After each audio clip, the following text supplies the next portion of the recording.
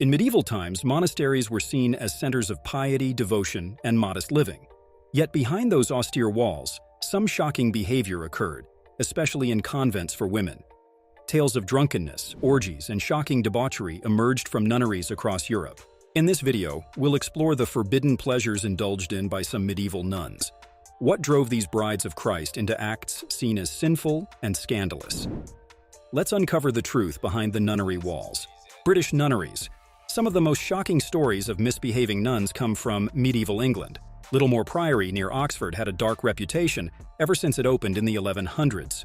Word spread of nuns charging men money for intimate relations to earn cash. By the 1500s, the priory was well known as a place where nuns broke their vows of celibacy and modesty. Young men traveling the area were tempted and tricked into sexual meetings with the nuns in their private cells. The nuns drank so much wine that they drained the priory's supplies. In order to buy more wine, the nuns sold off priory land, gold items, and bejeweled church decorations. But the worst abuse happened under Head Nun Catherine Wells. If nuns refused to entertain men, Wells brutally beat, starved, and tortured them in cruel ways.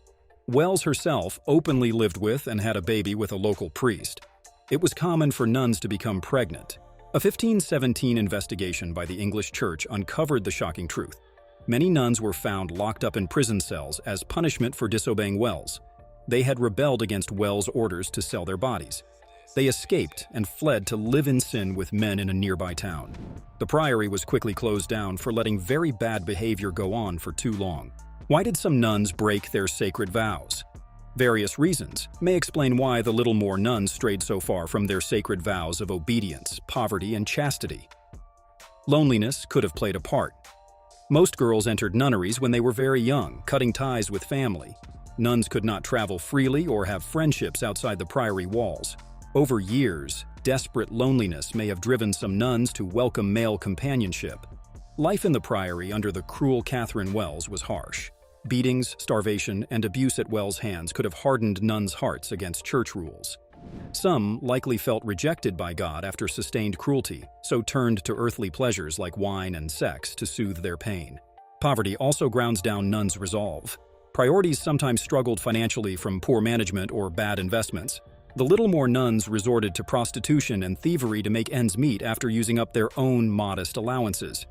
Survival may have pushed some over the edge into breaking vows. While shocking, the nuns' defiance also shows conviction. Though most obediently endured abuse, some found the courage to resist and escape Wells's tyranny at great personal risk. Running off with forbidden lovers was a bold grab for personal freedom and a rare chance at self-fulfillment. Italian nunneries. In Italian convents during the Middle Ages, many stories circulated about nuns providing sexual services to male visitors. Unlike proper nuns wearing full head-to-toe habits, Italian nuns often wore short, loose-fitting dresses. Men, who lusted after the love of a beautiful nun, found willing partners behind convent walls. Head nuns acted as matchmakers, connecting nuns with wealthy men who paid well. As in Italy, Spanish nunneries also became hotspots of prostitution and scandal. Convents even got nicknames based on the type of sins happening inside, like the Convent of Dolls or the Convent of Penitent Magdalens. Church leaders tried punishing nuns for wayward behavior, but the numbers of nuns convicted kept climbing. One extreme case was the Convent of St. John the Baptist in Seville, Spain. The outrageous sins happening inside were so out of control that the church shut it down completely and expelled all resident nuns. Young Italian girls often entered strict nunneries when very young, suddenly cut off from family closeness. Isolated inside walls with only female company could produce profound loneliness. Over the years, some desperate nuns welcomed forbidden male friendship and affection out of human need. Many Italian convents struggled financially from high taxes and levies by local nobles or the church.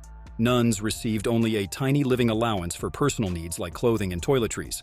Selling their bodies helped the poorest nuns survive. For other nuns, rejecting their vows gave a thrilling taste of freedom and self-assertion.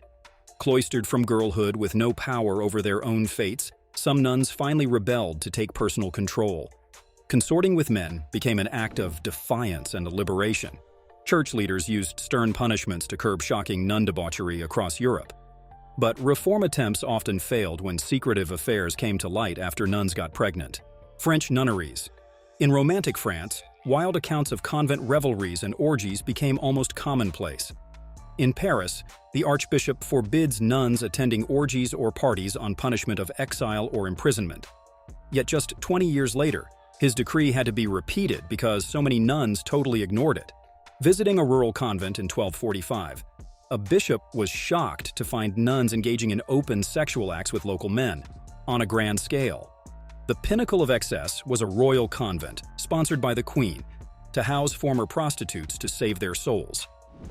Although meant for penance and prayer, under the lax head sister, it operated freely as a brothel with the Queen's approval. Clients gained entry for a fee, depending on social rank and funds. Instead of being reformed, the fallen women inside enjoyed protection to ply their lusty trade. German nunneries. Of all European countries, Germans took the strictest stance against sexual misbehavior happening behind convent walls. But stern punishment only went so far when shocking scandals came to light. In German convents, authorities showed no mercy. At one abbey known for depravity, Duke Julius of Brunswick punished the head abbess by literally walling her up alive inside the convent. Official raids on German nunneries found many pregnant nuns unable to hide their sins. One abbey catering to nobility was nicknamed the brothel for allowing male visitors. Only large fines for men with sinful intentions entering any abbey had some effect on curbing wayward behavior. The Obernzell Abbey became infamous as a real brothel for allowing nuns to entertain male visitors. When the local Duke Julius of Brunswick heard the lewd tales, he ordered the Mother Superior sealed up alive inside the abbey walls. Other gruesome punishments, like starving or whipping nuns caught in sexual acts, served as warnings to others. To uncover forbidden affairs, German authorities conducted surprise raids on nunneries, catching many young nuns pregnant. One German convent deserved its mocking nickname, the brothel for nobles. Local noblemen and wealthy men only gained entry as favored male guests. Once inside the St. Salvator convent, high-born men could purchase sexual favors, rendering the supposedly devout nuns as corrupt as prostitutes. To stop sinful men from even entering sacred convent grounds, German bishops imposed harsh fines for any man approaching with obvious sinful intentions. Constables kept watch to enforce the ban, but creative nobles and clergy found ways around the restrictions through bribery or deception. On the surface, German society honored its hard-working devout nuns who stuck to their vocations. Yet even here, some women living under strict rules and discipline strayed over time. Isolated inside walls year after year, women aching for affection and intimacy broke under lifelong celibacy demands. Some nuns trapped in poverty or abusive convents used their sexuality as currency to earn food, clothing, or special treatment. Other nuns sold themselves simply for personal excitement and earthly pleasure after years sacrificing in sterile convent routines. A secret affair or bedroom adventure relieved boredom and frustration. Hiding sexual affairs proved nearly impossible as pregnancy exposed the truth. Then came horrific punishment like death by starvation or being entombed standing up until dead. While we may blush at these accounts today, the forbidden pleasures of errant medieval nuns were likely not as surprising to their contemporaries. Lax oversight and enforcement of rules enabled these shocking behaviors behind convent walls. For some nuns, the convent's restrictions led to acting out against their vows of celibacy. For others, poverty and desperation drove them to use their sexuality as currency. Though seen as scandalous debauchery by authorities, these women were simply asserting control over their bodies and sexuality.